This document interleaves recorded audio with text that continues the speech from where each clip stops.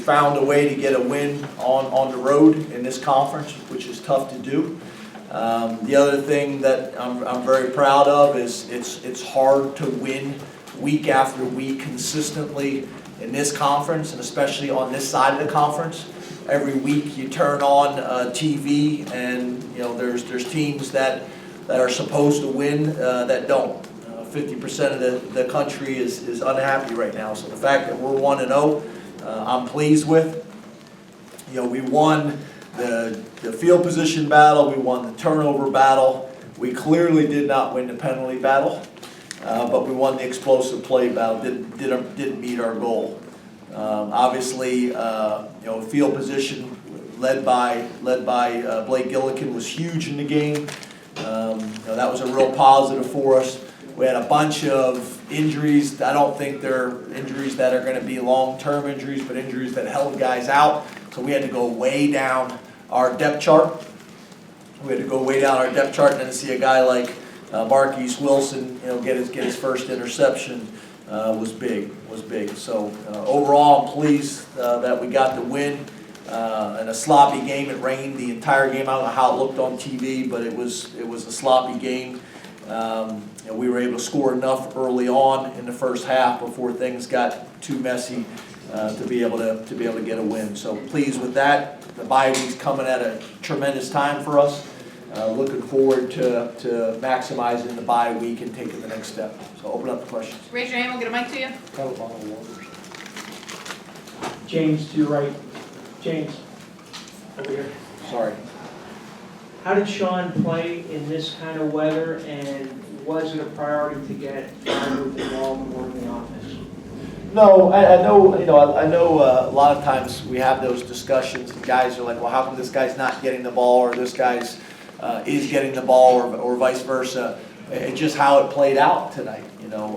Obviously we have our game plan. Obviously each week we'd love for Freiermuth to get the ball because he's a really good player for us, and KJ as well, and Jahan and Shorter. I can go on and on, but it really just depends on what the defense does. Once we call our play, a lot of those ones to Pat were RPOs for us, and we easily could have handed the ball off, but how they defended to stop the run allowed us some one-on-ones either down the middle of the field or on the perimeter, and he was fortunate to be able to execute them. So it wasn't like we went into it with a different mentality than we've had each week. It's just really how their defense played out, against the schemes that we were trying to run. And how about Sean?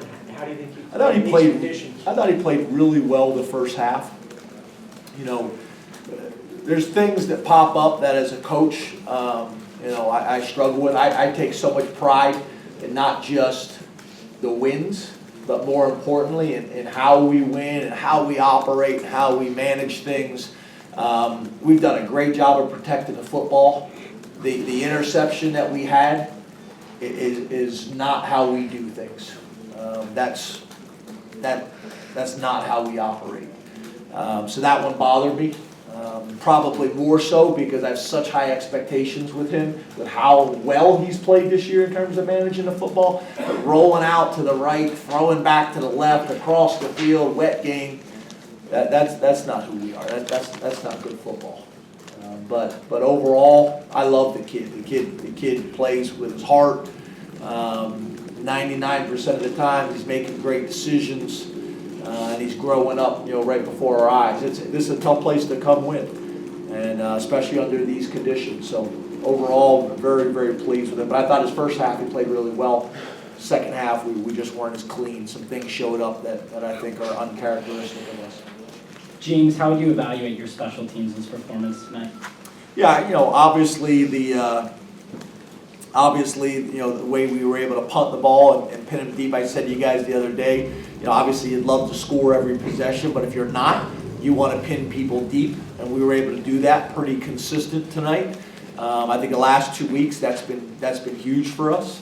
So that's Blake, but that's also Hartlob, and that's also Chisena, and that's even Stoll as well. I think that early fumble, by KJ. If we don't get that thing back, the game could have been different. So I think overall our special teams is playing good. The thing we got to eliminate the penalties. We've got too many penalties on special teams that are eliminating big plays. We had a kickoff return for a touchdown last week by KJ, brought back for a hold that was unnecessary during a double team. And then tonight, we get a punt return for a touchdown and get another penalty. So we got to eliminate the penalties. James, no. You just mentioned other things in the second half that were not characteristic of your team, penalties and the unsportsmanlike conduct penalties, the 3 of them.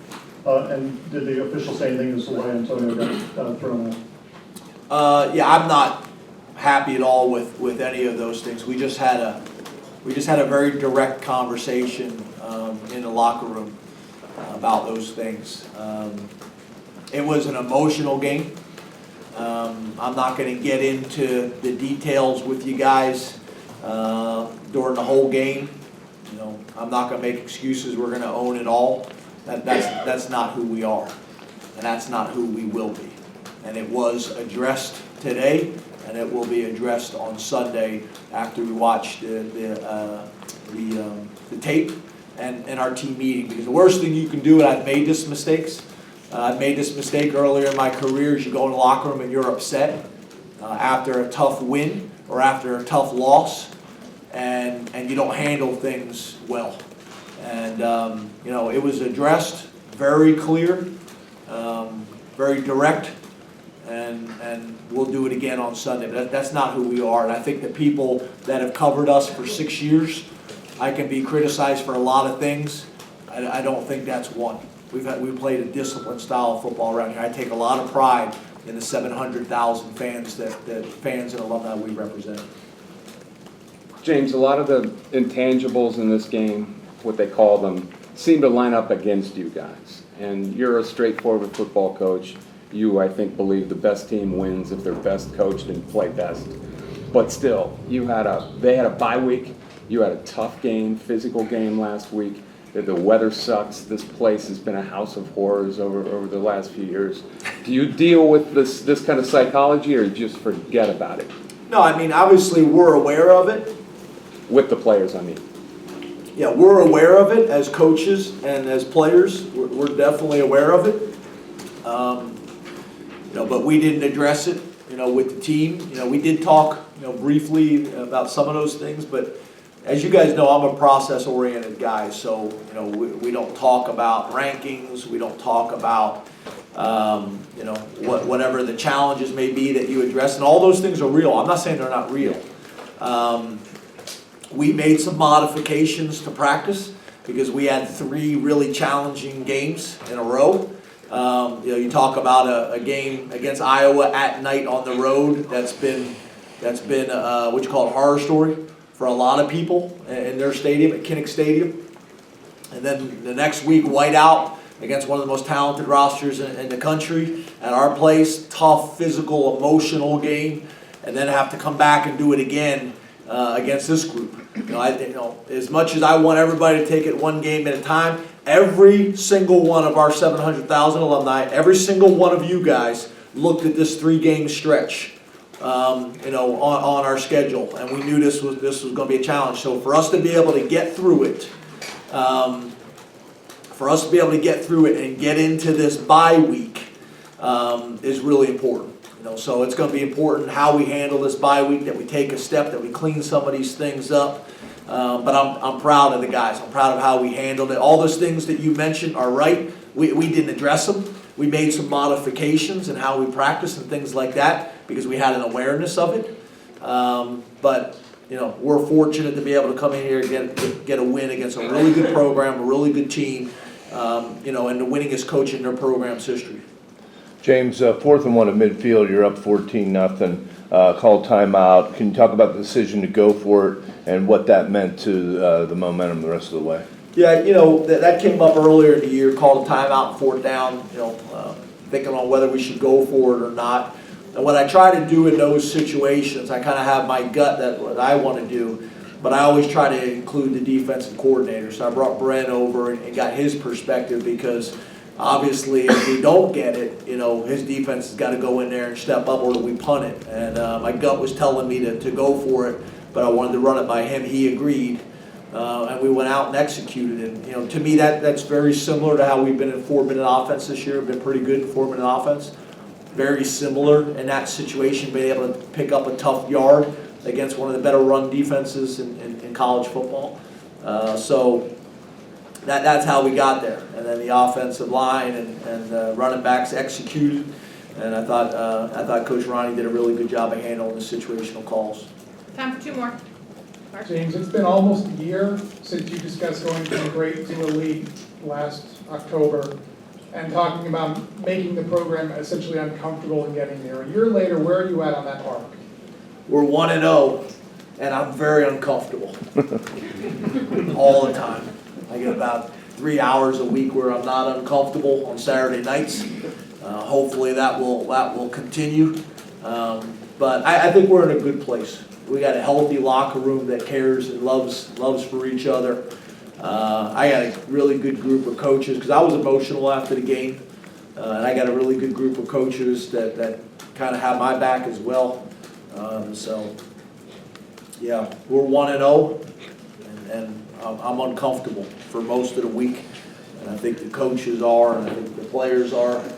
But you know, there is some sanity in the 3 hours that we'll get. What time is it?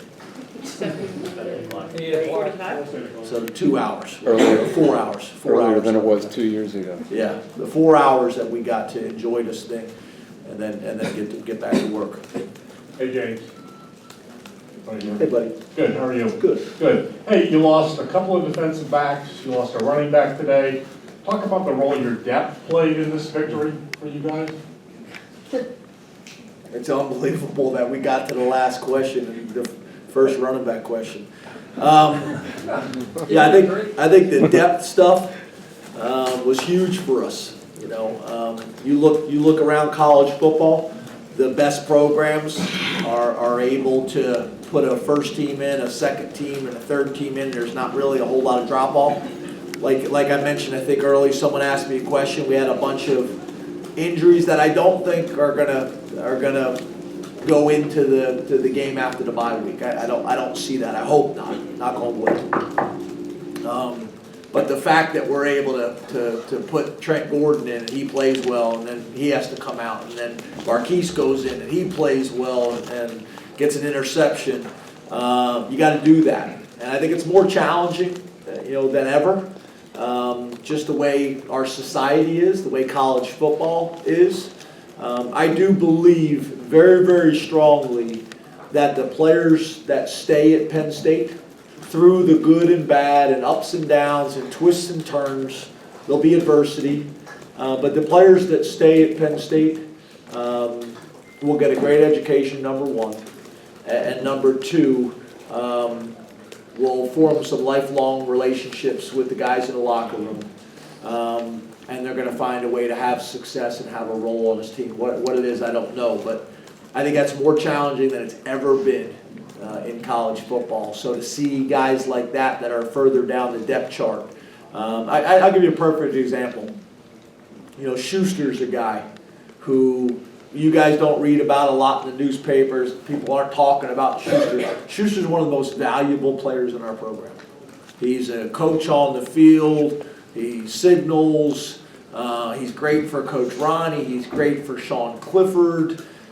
He's one of the most valuable guys in the program, and nobody would ever know that. And there's a bunch of guys like that, So I get it. Everybody wants to go in NFL. Everybody wants to play on Saturdays. I get it, but maybe I'm old school. I'm still a big believer that there's so many more lessons that are being taught in college athletics and in the game of football that goes so much further than what that scoreboard shows tonight. And that's how we'll do it here at Penn State, forever. Thank you, Coach. Thanks, guys.